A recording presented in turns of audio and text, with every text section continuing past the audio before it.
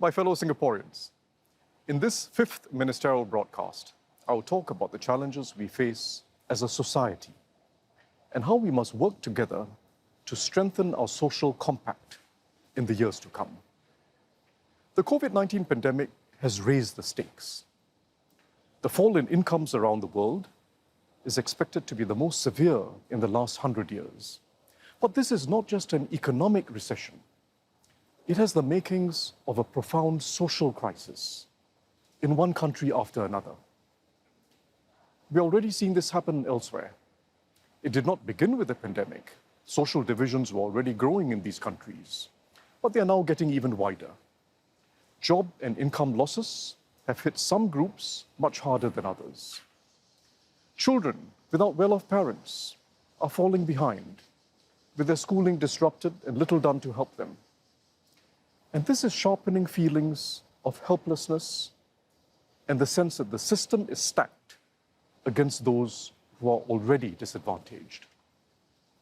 And it is bringing long-standing perceptions of racial injustice to a boiling point.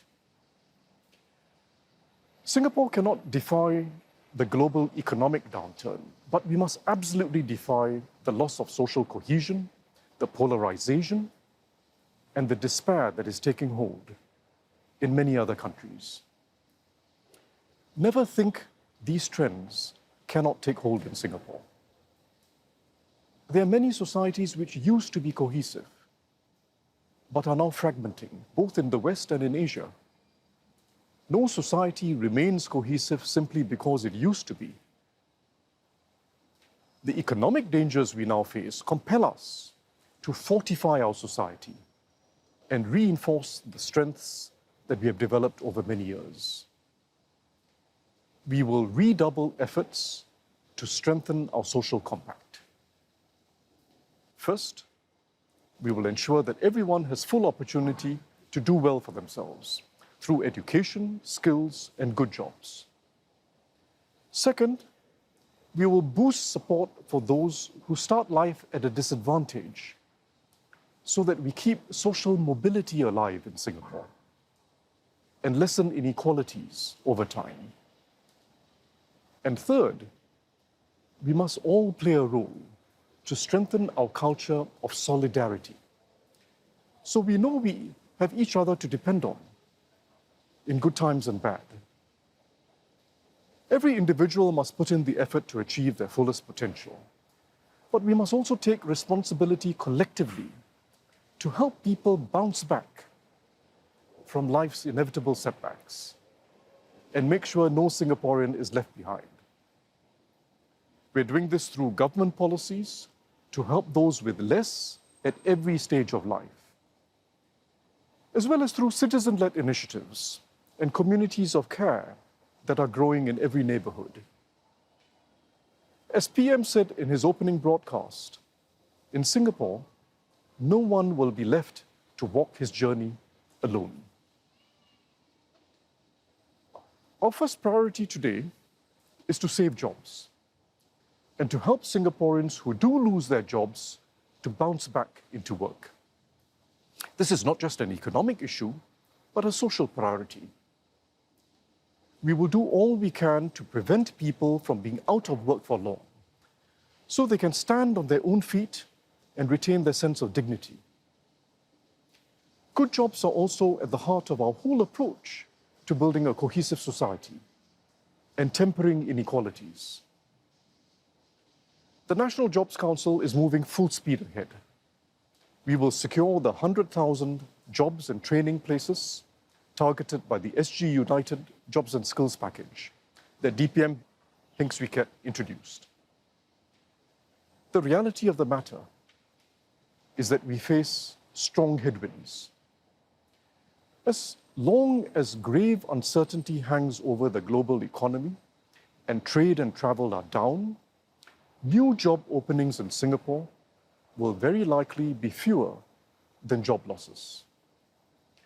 So if we leave things to market forces, unemployment will rise significantly over the next year, or even beyond that if COVID-19 remains a threat.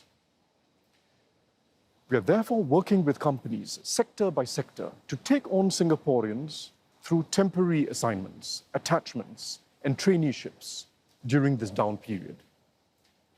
So they get real work opportunities and get paid, and pick up skills while waiting for permanent jobs to open up. The government is heavily subsidizing these opportunities. It gives people far greater benefit when government provides support this way.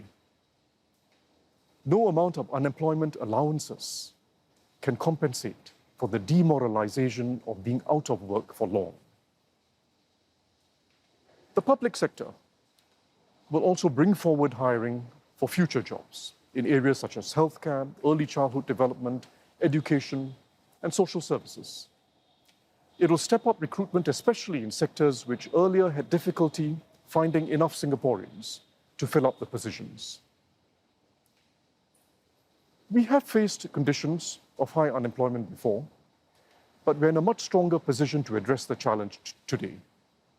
Twice before, unemployment rose well beyond 6%.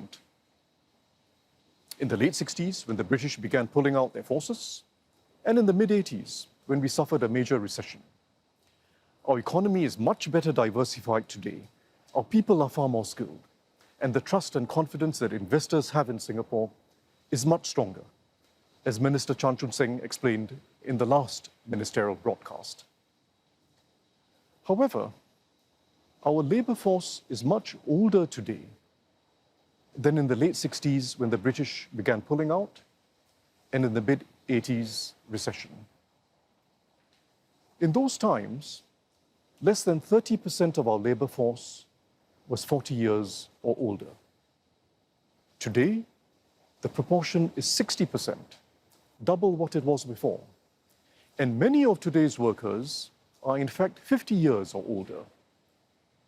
This is why we are making a concerted effort to help our middle-aged and mature Singaporean workers.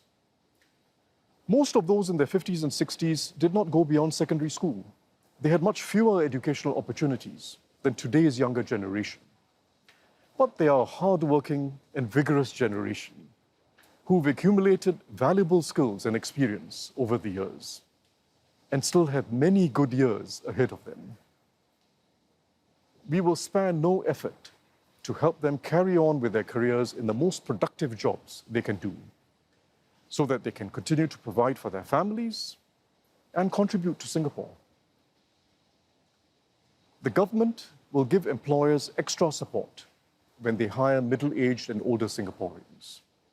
We will also scale up the new Mid-Career Pathways program in the months to come, so they get opportunities to work at companies and public sector agencies and can prepare for more permanent jobs in future. This is and must be a national effort. And it needs new thinking among employers to give middle-aged and mature Singaporean workers a fair chance to prove themselves. Employers need to reorient their management philosophies and their HR and talent management practices.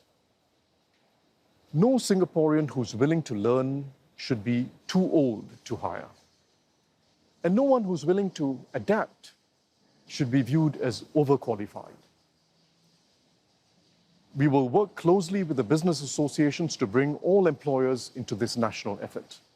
MOM will also watch companies' hiring practices to ensure they comply with the fair consideration framework. If it becomes the norm to hire mid-career Singaporeans and train them for new jobs, everyone is better off. Our workers will be able to build on their skills and experience, and we will have a more capable and motivated workforce with a strong Singaporean core that every employer can rely on. We're also investing heavily in reskilling and upskilling the majority of Singaporeans who still have jobs. Many occupations are being transformed by the digital revolution and other technological advances. We've been preparing for this for several years, but COVID-19 is fast-forwarding the changes. When we talk of the jobs of the future, therefore, it is not some far-off or hypothetical possibility. The future begins now. That is why we've expanded training opportunities in every sector and every job through the next bound of Skills Future, like here at E2I. Everyone must have the courage to re-gear to stay on track and make the effort to acquire new skills at regular points in your careers, possibly even learning whole new disciplines. Please take on the challenge. These efforts will not only give Singaporeans good jobs, but also help with social mobility, where everyone keeps learning throughout life. They can advance through skills and mastery they acquire, rather than grades earned long ago in school. We are progressively developing this meritocracy of life. But good schools are critical to social mobility too. Social mobility is what Singapore has been about and how we have transformed our society since the 1960s. Generations of children from humble backgrounds have moved up in life through education and by working hard in their jobs and businesses. Even today, Singaporeans who grow up in lower income families have a better chance of moving up the income ladder than those in most other advanced countries. We must never become a society where social pedigree and connections count for more than ability and effort. However, there's nothing natural or preordained about social mobility. Every successful country has in fact found that it gets more difficult to sustain this with time. Parents who themselves had higher education or who have become better off are investing more in their children and moving them further ahead of the rest. It therefore requires relentless government effort, quality interventions in schools, and dedicated networks of community support to keep social mobility alive. We are investing a lot more into equalizing opportunities when children are young. We're expanding Kids Start to help lower-income families and their children in the earliest years, which are critical to their development. And we have upgraded the preschool profession and set up the National Institute of Early Childhood Development to raise standards. So whichever preschool your child goes to, he or she will have a good start. We are also investing more in our schools to make sure that every student who needs extra support will get it. During the recent circuit breaker, our teachers made great effort to help students from poorer homes and those at risk to ensure they did not fall behind. But it is also an ongoing, broader effort.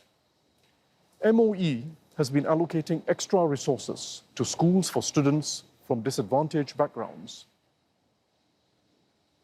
We will give them even more support in the coming years by hiring more teachers, allied educators, student welfare officers, and teacher counselors. They will strengthen the school teams that support students who are doing less well in primary schools, and our uplift efforts to help those at risk. And they will help students to go as far as they can through the full subject-based banding system in secondary schools. Minister Ong Ye Kung is also accelerating plans to equip all secondary school students with a personal laptop or tablet for learning. They will each have their own device by next year, 7 years ahead of the original target. When you add up all we are doing, starting from the earliest years of childhood onward, we're making a determined effort to keep Singapore a place where every individual can do well, regardless of their starting points. Finally, we must strengthen our culture of solidarity and provide Singaporeans with greater assurance of assistance when they meet with difficulties in life. We must remain a society where self-effort is rewarded and each one of us takes pride in achieving something in life. But we also need, more than we did in the earlier years, a strong spirit of selflessness and solidarity, looking out for the vulnerable and supporting each other, not because we are obliged to do so, but because it makes us a better society together. We have seen this solidarity in action in the COVID-19 crisis. Singaporeans from all walks of life have come forward to support those who are most affected by the crisis, including by serving on the front lines. These community efforts have complemented the government's social support schemes to help Singaporeans through the crisis. They are schemes responding to today's crisis, but they are also part of a broader reorientation in our social policies that began well before COVID-19 and will outlast it. We are working systematically to provide greater support for lower and middle income Singaporeans and to build a fair and just society. We will strengthen these policies in the coming years. No one can tell what world will emerge when COVID-19 is over, or whether it has entered a long period of economic stagnation, as many fear. But we will do all we can to make ours a more cohesive society, and do it in ways that can be sustained into the next generation. And we must all do our utmost to avoid the rifts and fractures that we see developing in many other societies. The government has increased subsidies for lower and middle income families in education, housing and healthcare, including CHAS. We're also boosting silver support to help our poorer retirees. But very importantly, we continue to strengthen support for our lower income Singaporeans at work.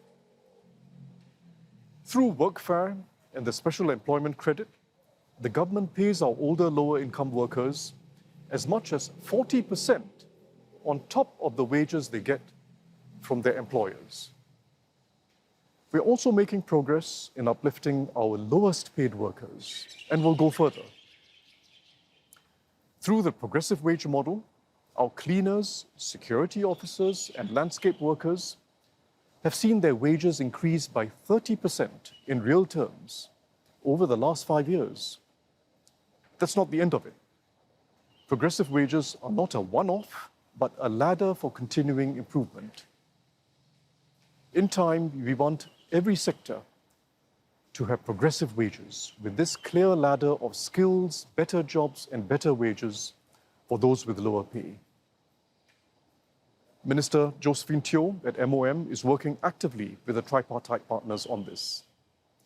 They will bring in the industry associations to work out schemes that can be practically adopted in the different industries.